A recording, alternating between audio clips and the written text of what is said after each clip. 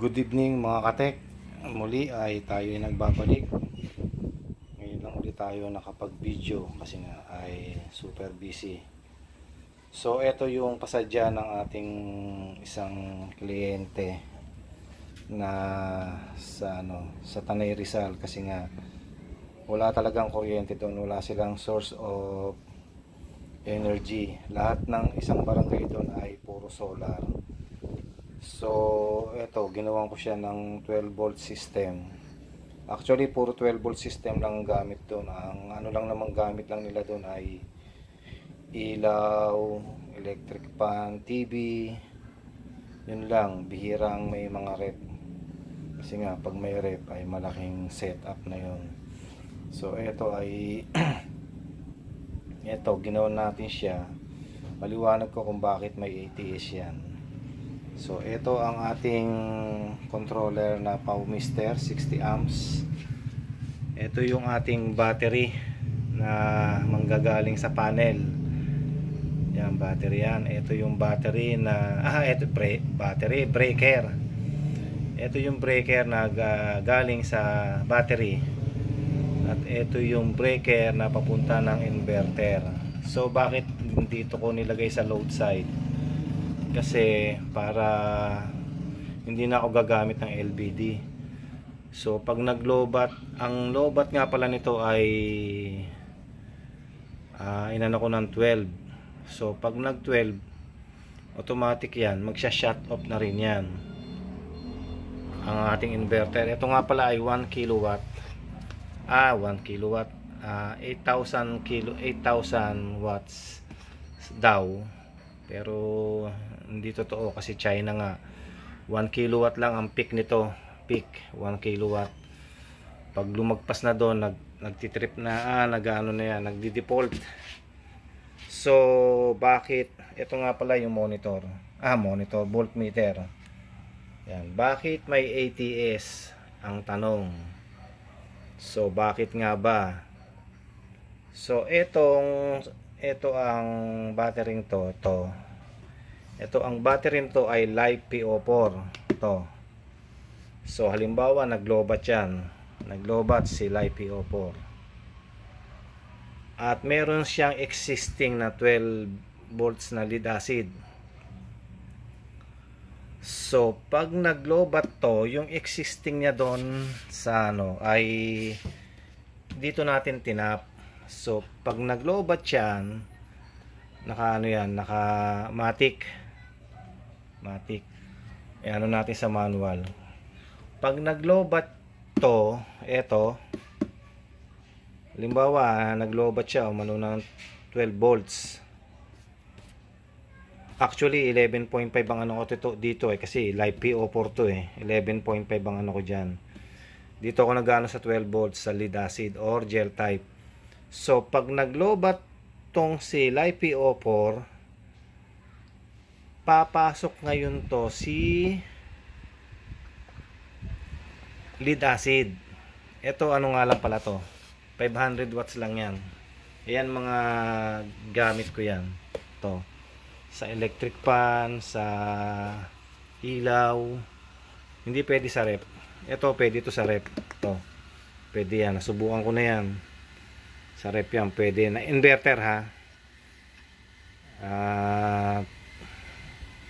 pwede rin conventional kasi ang conventional naman ay nasa 200 or 180 watts lang naman yun So paliwanag ko uli, pag naglobat to si LiPo4, papasok to si lead acid. Lagi lang naka-standby yan.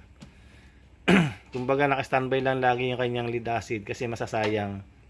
Meron na kasi siyang mga lead acid na battery doon. Mga ano yata, I think tatlo na naka-parallel. So sabi ko nga, magagamit pa rin yan, standby yan dito. Pag naglobat si LiPo4, pasok yan transfer switch. Pag bumalik pag na-reach niya ang 13.5. 13.5 ang setting ko dito eh. 13.5. Babalik na yan naman dito. Yan, magbabalik yan dyan. So, kaya may ganyan akong ATS na ginawa. Ito ang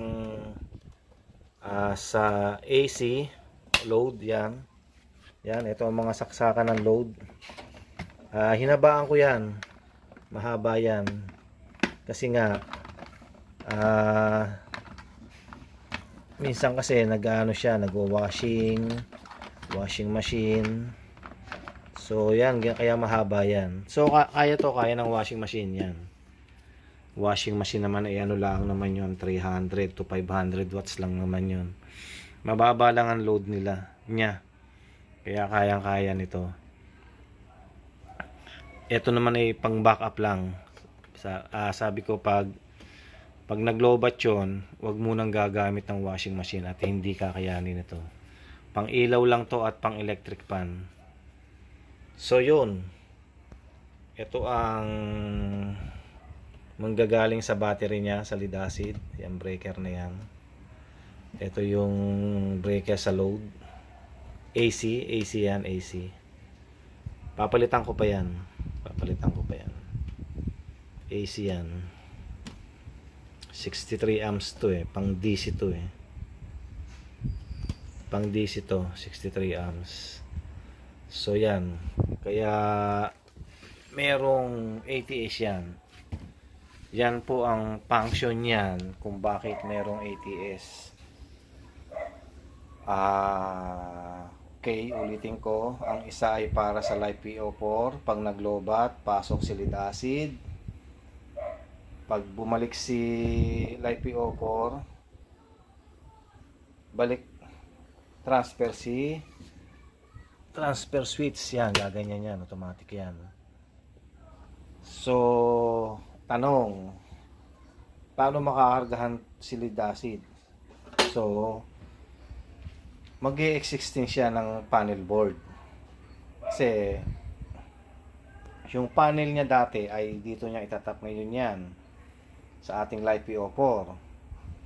So mawawalan to ng panel board, si lead acid niya. So bibili siya ngayon, dadagdagan niya ngayon ng panel board para laging naka full charge din tong lead acid kahit hindi ginagamit, or kahit gamitan niya ng mga 12 volts yung lead acid. Actually ang gamit niya doon ay 12 volts lang naman eh, mga electric pa niya doon 12 volts, ilaw 12 volts. Kaya lang naman tayo may inverter kasi gawa ng kanyang washing machine. Yun ang pinaggagamitan niya lang, washing machine. Kaya may 220. Kaya actually washing machine lang naman ang gagamitin diyan, kaya kaya na yan. Kahit dito sa pula kaya ng washing machine yan. Testing ko na yan dati. So yan po ang kabuuan ng ating 12 volt system ng control box. 60 amps na controller, 1 kilowatt na inverter 12 volts, ATS 63 amps 2P, ang ating standby na inverter 500 watts 12 volts din. Ito ang kanyang mga breaker, yan. Ito yung voltmeter. Actually hindi voltmeter to eh, ito ay ano bang tawag dito, transfer switch to ng 12 volts DC. Yan, transfer switch yan. Yan yung dating ginawa kong video na pwede daw bang gumamit ng transfer switch sa 12 volts. Pwede gamit yang toto ano ba to, Y8 YX, alimutan ko na. So yun, balikan nyo na lang, panoorin nyo na lang yung aking video sa transfer switch ng 12 volt system. Eto hindi to 12 volt system ha, 220 yan. iba yung sinasabi ko. Ito 220 volts yan. Ang supply niya 12 volts.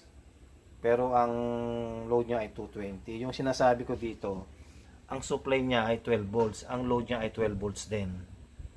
Kaya DC yon, DC transfer switch. Yung sinasabi ko, may video ko noon. Panoorin niyo na lamang sa aking video. Yan. Pabiyahe na yan ng Tanay Rizal.